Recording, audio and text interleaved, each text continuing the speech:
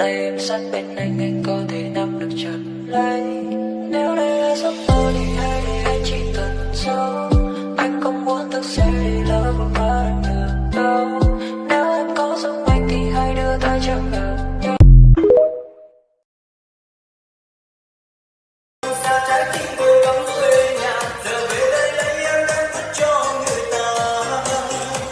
Cô đơn dành cho ai đây bao nhiêu tương tư nhẹ vào tay, cứ nghĩ là sẽ giữ mãi một thành bóng. Bao nhiêu là nỗi hy vọng về nơi dấu yêu ban đầu, chẳng nào lo bên nhau hát vang câu hò. Đêm thâu lại đó ô không sao đâu, chia tay chẳng bao lâu, phải chăng em đem tình yêu cho người khác.